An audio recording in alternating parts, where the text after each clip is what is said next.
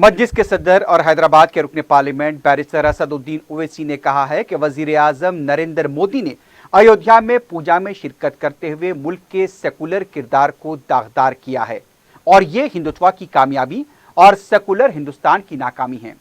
उन्होंने अयोध्या में मस्जिद के मुकाम पर मंदिर बनाने के प्रोग्राम में आरएसएस सरबराह की शिरकत और नए हिंदुस्तान का ऐलान करने पर सवाल किया कि क्या ये नए हिंदुस्तान का मतलब हिंदू राष्ट्र का ऐलान है।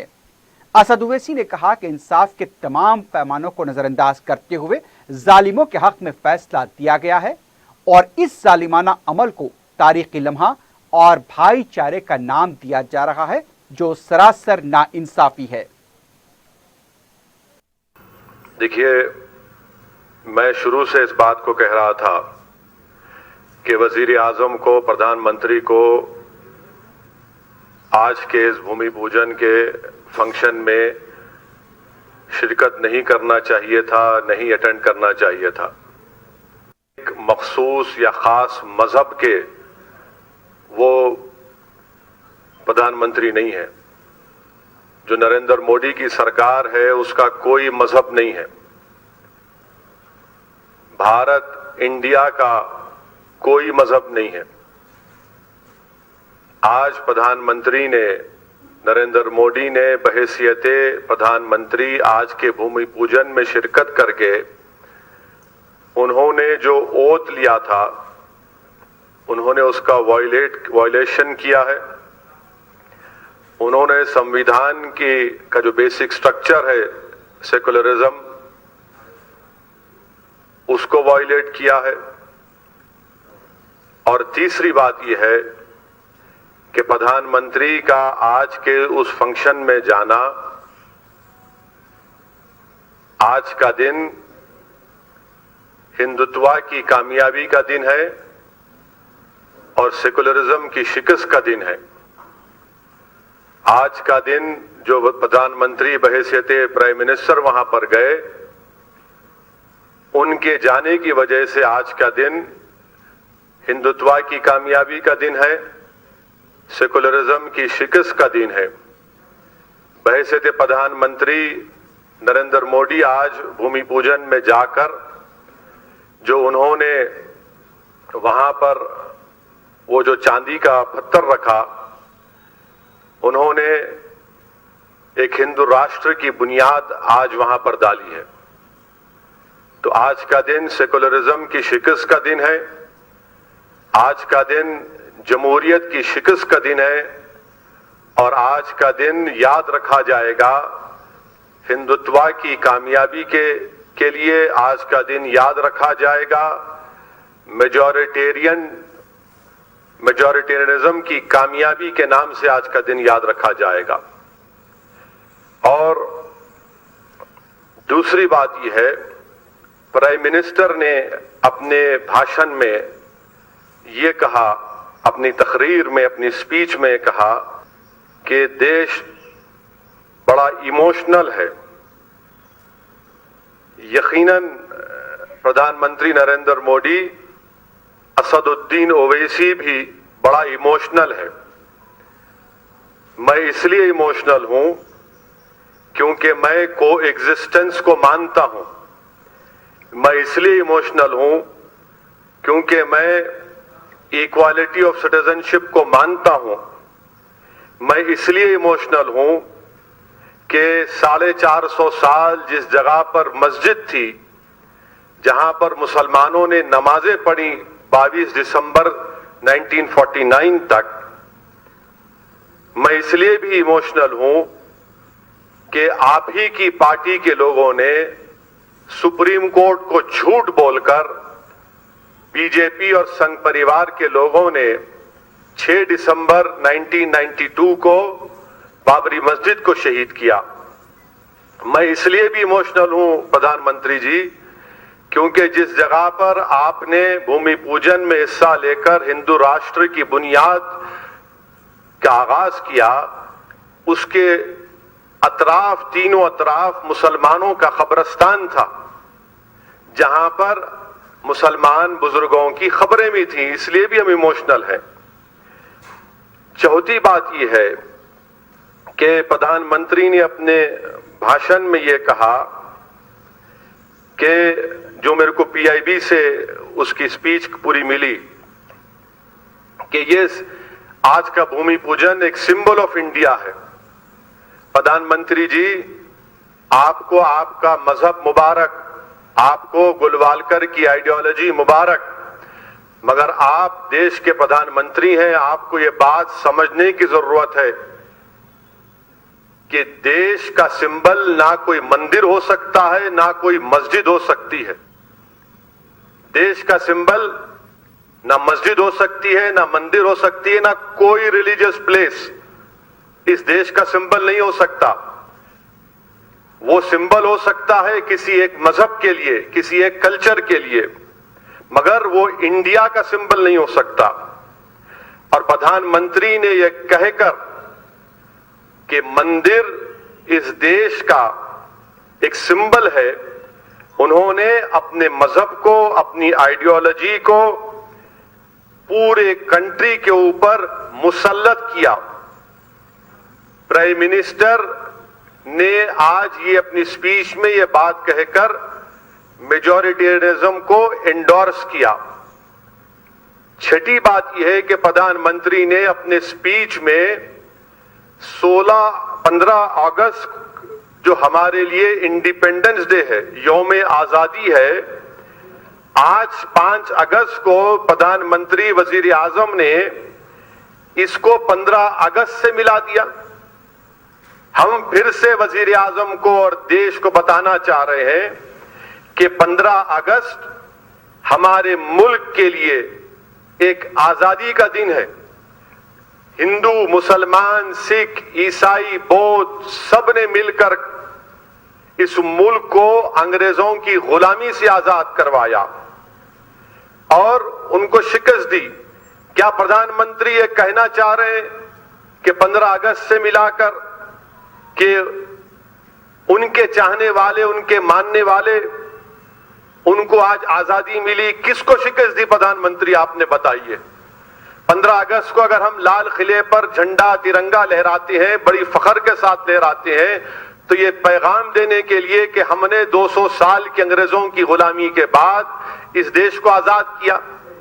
कैसे प्रधानमंत्री फ्रीडम फाइटर्स को, उनकी कुर्बानियों की आज तौहीन की कि आज के दिन को उन्होंने 15 अगस्त से मिला दिया।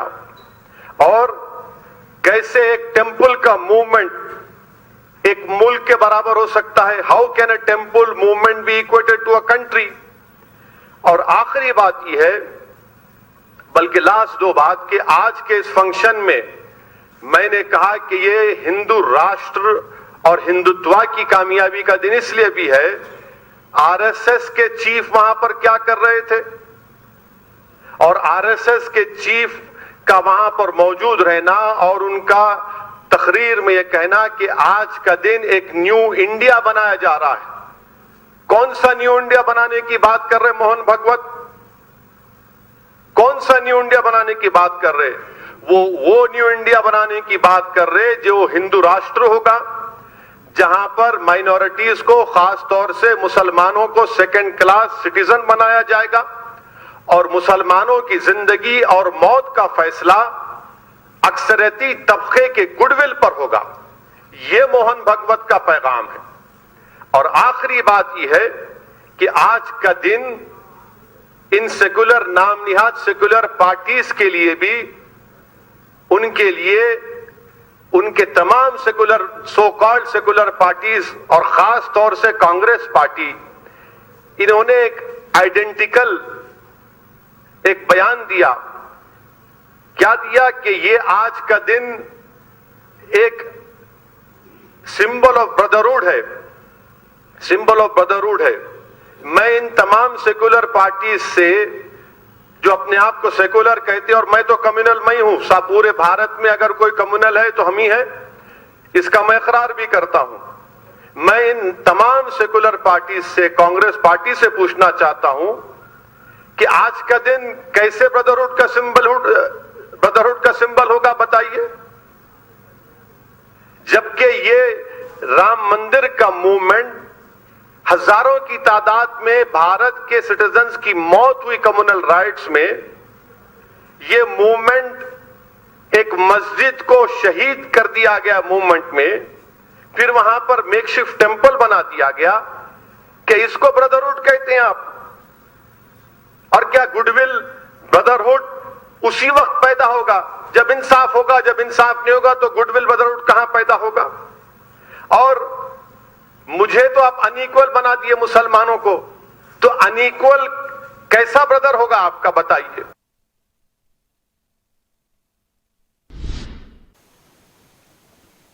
बैरिस्टर ओवैसी ने बताया कि जिस दिन बाबरी मस्जिद का फैसला आया तब उन्होंने ये कहा था कि ये मामला यहीं पर नहीं रुकेगा। उनकी नजरें काशी व मथुरा की मसाजिद पर हैं। हिंदुत्व को आगे बढ़ाते हुए यहां पर दंगे फसाद कराए जा सकते हैं, फिर अदालत से रुजू होकर अपनी पसंद का फैसला हासिल किया जाएगा।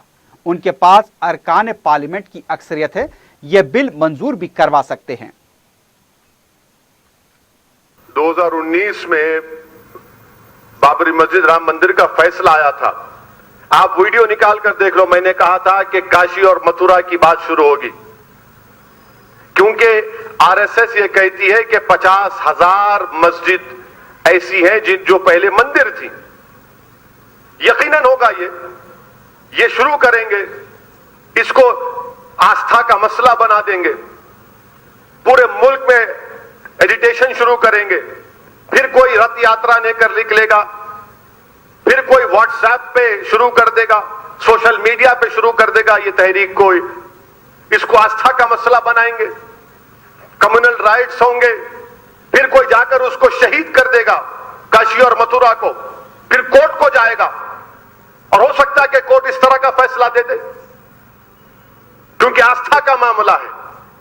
जब आस्था की बात आ जाती तो सब खत्म हो सकता है। बिल्कुल यो सही कह रहे, करेंगे लोग। इसीलिए सुप्रीम कोर्ट में राम जन्मभूमि बाबरी मस्जिद के जजमेंट में सुप्रीम कोर्ट ने कहा है कि 1991 का प्लेसेस ऑफ वर्शिप एक्ट, उन्होंने उसको बेसिक स्ट्रक्चर से जोड़ दिया। मगर नरेंद्र मोदी को कौन रोक सकता है? उनके पास 300 से ज्यादा एमपी हैं। ये सेकुलर पार्टीज आस्था के नाम पर टाई टाई हो जाएंगे। वो बिल लाएंगे लोकसभा में और places of religious worship act को रिपेल कर देंगे, या फिर उसमें क्या कह देंगे कि नहीं नहीं नहीं, सिर्फ काशी और मथुरा छोड़ के सब आप रख लीजिए। ये बराबर होगा देश में आइंदा, आप देखना, क्योंकि प्राइम मिनिस्टर, उनकी पार्टी सरासर नाकाम साबित हुई रोजगार में, इकोनॉमी को रिवाइव करने में, कोविड में। तो अब उनके लिए यही मसला होगा। और कौन पीछे जाएगा? देश का गरीब पिसा जाएगा, नौजवान पिसा जाएगा, मुसलमान पिसा जाएगा। होगा ये, आप देखना मेरी बात को। कश्मीर के बारे में सदर मजलिस ने कहा कि मसालहत की बात की जा रही है, जबकि कश्मीरियों को हलाक किया जा रहा है, खवातीन को बेवा बनाया जा रहा है, बच्चों को यतीम बनाया जा रहा है, जेलों में ठूंसा जा रहा है। इन हालात में किससे और किस तरह मसालहत की गुंजाइश हो सकती है? Yes, I have said it in the parliament that revocation of 370 from erstwhile state of Jammu Kashmir is a constitutional breach. The revocation is unconstitutional. The government had no right to do it, but on the basis of the brute majority they have done it. And it is an unconstitutional step which they have taken. मैं validate कर दूं इस चीज को। क्या चाहते हैं आप बताइए ना, देश को बताइए। आप जो बोल रहे रिकंसिलिएशन, क्या महात्मा गांधी के कातिलों को माफ कर दें, रिकंसिलिएशन हो जाएगा? दिल्ली के सड़कों पर जो सिखों को नंगा करके उनको कत्लेआम किया गया, उनको माफ कर दे, कातिलों को, रिकंसिलिएशन हो जाएगा। 6 दिसंबर को सुप्रीम कोर्ट को एश्योरेंस देने के बाद बाबरी मस्जिद को शहीद किया गया, उनको माफ कर दे, रिकंसिलिएशन हो जाएगा। आप रिकंसिलिएशन हमसे क्यों कह रहे हैं?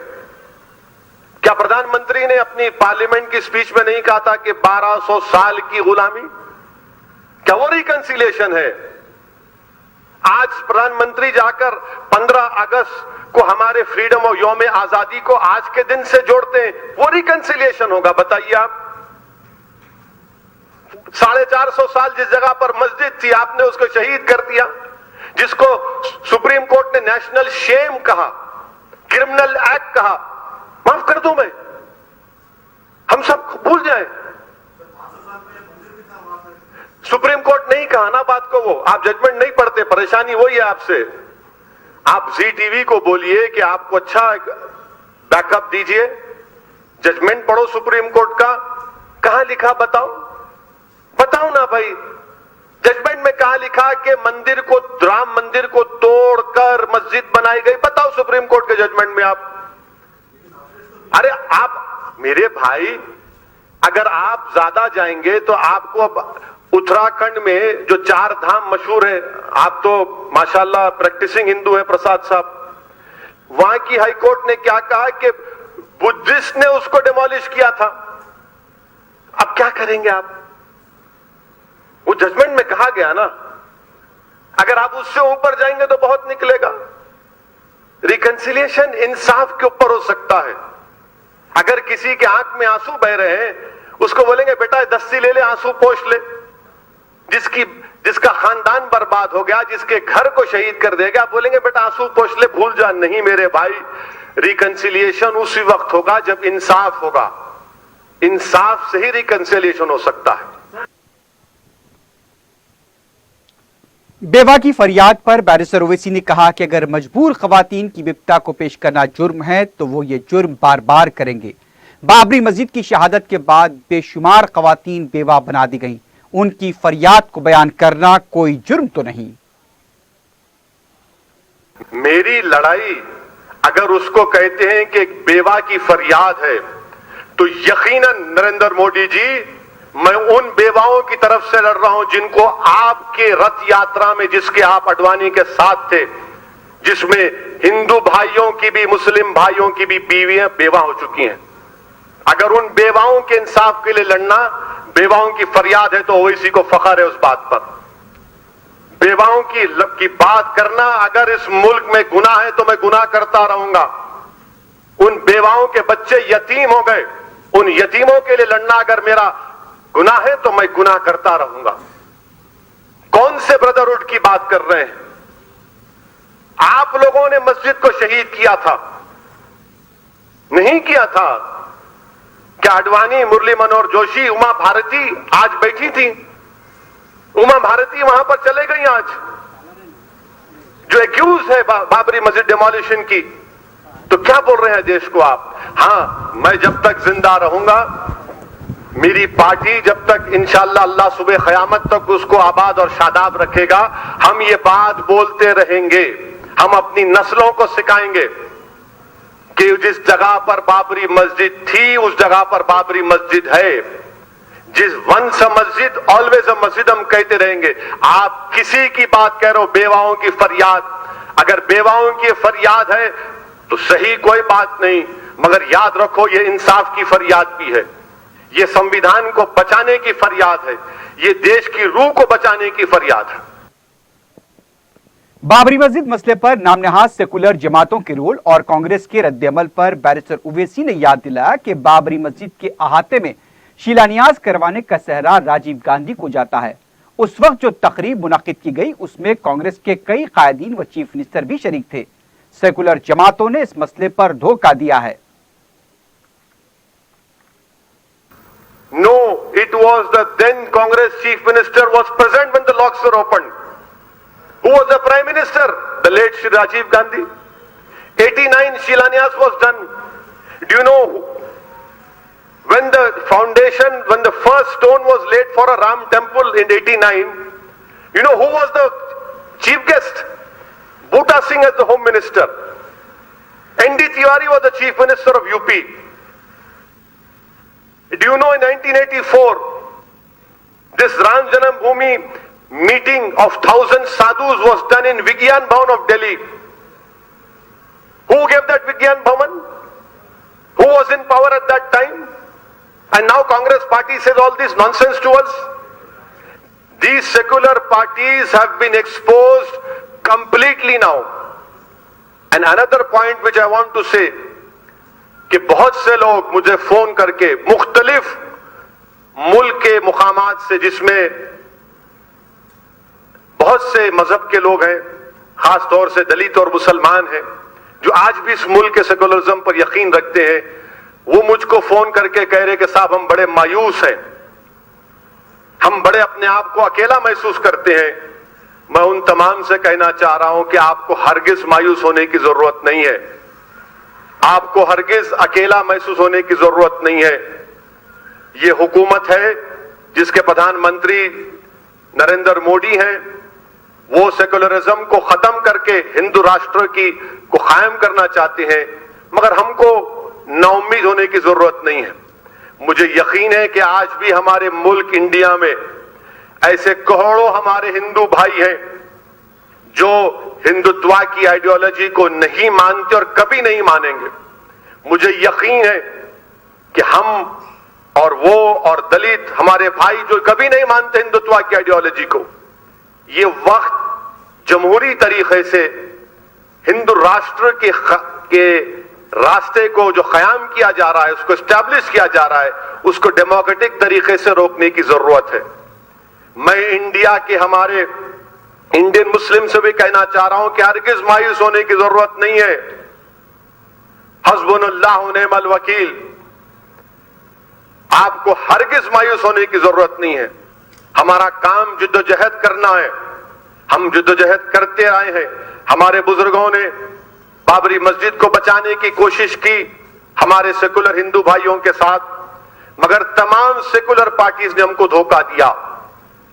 आज भी हमको कोशिश करना है। मैं आपसे यह कहना चाह रहा हूं कि इंसानियत की तारीख गवाह है कि जब कभी भी नमरूद आया, जब कभी भी फिरौन आया और जब कभी भी यजीद आया, तो अल्लाह ने हुसैन को पैदा किया, अल्लाह ने मूसा को पैदा किया, अल्लाह ने इब्राहिम को पैदा किया। हमारा काम इंसाफ के लिए लड़ना है। ये बाबरी मस्जिद की लड़ाई इंसाफ की लड़ाई है, ये कोई मुसलमानों की लड़ाई नहीं है। ये भारत के संविधान को बचाने की लड़ाई है, ये भारत इंडिया की रूह को बचाने की लड़ाई है। और ये जद्दोजहद हमको जारी रखना पड़ेगा। और ये एक्सपोज हो चुके हैं, देखिए इन्हीं सेकुलर नाम निहाद सेकुलर पार्टीज की वजह से आज मुसलमानों में इस तरह की एक एप्रीहेंशन, इस तरह की सोच पैदा हो रही है। मगर मैं उन तमाम भारत के, इंडिया के हम वतनों से कहना चाह रहा हूं कि हमको मायूस होने की जरूरत नहीं है। आप अपने आप को अकेला हरगिज महसूस मत करिए, बल्कि हिम्मत और हौसले के साथ हमको जद्दोजहद करना है। आज ये खत्म नहीं होगा, ये जद्दोजहद जारी रहेगी। जैसा कि मैंने कहा कि बाबरी मस्जिद है और इंशाअल्लाह ताला सुबह क़यामत तक मस्जिद रहेगी। बैरिस्टर ओवैसी ने कहा कि बाबरी मस्जिद के अहाते में गैर कानूनी तौर पर मूर्ति रखने से मुताल्लिक़ तौहीन अदालत मुकदमा सुप्रीम कोर्ट में हनूज फैसले का मुंतजिर है। वो मुअज़्ज़ज़ अदालत से ख्वाहिश करेंगे कि इसका जल्द फैसला करे। सुप्रीम कोर्ट सबसे बड़ी अदालत है, लेकिन गलतियों से मुबर्रा तो नहीं। बाबरी मस्जिद का जो डिमोलिशन हुआ ना, यही संघ परिवार जाकर सुप्रीम कोर्ट से परमिशन लिए थे और सुप्रीम कोर्ट उनको परमिशन दिया। अगर परमिशन नहीं देता सुप्रीम कोर्ट तो शायद 6 दिसंबर को शहीद नहीं होते। वो कंटेम्प्ट पिटीशन अब तक हियर नहीं हुआ। मेरे भाई, आप बिलीव कर सकते हैं कि सुप्रीम कोर्ट में कंटेम्प्ट पिटीशन अभी पेंडिंग है बाबरी मस्जिद के डिमोलिशन का। That is not yet heard. I pray and hope that the Honorable Supreme Court will hear this contempt petition also. और मैं सुप्रीम कोर्ट का कोई कंटेम्प्ट नहीं कर रहा हूं, मैं तो कह रहा हूं ना कि सुप्रीम कोर्ट आखिरी कोर्ट है, हमारा आखिरी एपेक्स कोर्ट है, फैसला उनका फाइनल है। सुप्रीम कोर्ट के फैसले से हम डिफर कर रहे हैं और डिफर करना कोई गुनाह नहीं है मेरे भाई। इसीलिए जस्टिस जे.एस. वर्मा ने, जो सुप्रीम कोर्ट के बहुत बड़े लीगल लुमिनरी थे, जस्टिस जे.एस. वर्मा ने क्या कहा, supreme court is supreme but not infallible. JS. Verma ने बात कही थी, वो मैं कोई नहीं कह रहा हूं, मैं तो आपको ये फैक्ट्स बता रहा हूं, फैक्ट्स बता रहा हूं। सदर मजलिस बैरिस्टर असदुद्दीन ओवैसी ने कहा है कि सेक्रेटेरिएट की शहीद करदा मसाजिद की उसी मुकाम पर तामीर के लिए मजलिस की जानिब से मुतालबा किया जा चुका है और अब चीफ मिनिस्टर से मुलाकात करते हुए उन्हें इस ताल्लुक से मुसलमानों के जज्बात और बरहमी से वाकिफ कराया जाएगा। बैरिस्टर ओवैसी ने कहा कि 2 मसाजिद की दोबारा तामीर तक मजलिस हुकूमत से मुसलसल मुतालबा करती रहेगी।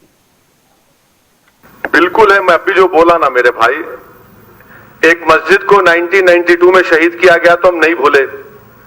सेक्रेटेरिएट की मस्जिद के ऊपर यकीनन मैंने बयान दिया और मेरा वीडियो भी है, और मैं आज फिर आपके सवाल के जवाब में कह रहा हूं कि हम तेलंगाना के चीफ मिनिस्टर से इस बात का मुतालबा किए हैं, कर रहे हैं और करते रहेंगे कि उसी जगह पर सेक्रेटेरिएट की मसाजिद को दोबारा तामीर किया जाए।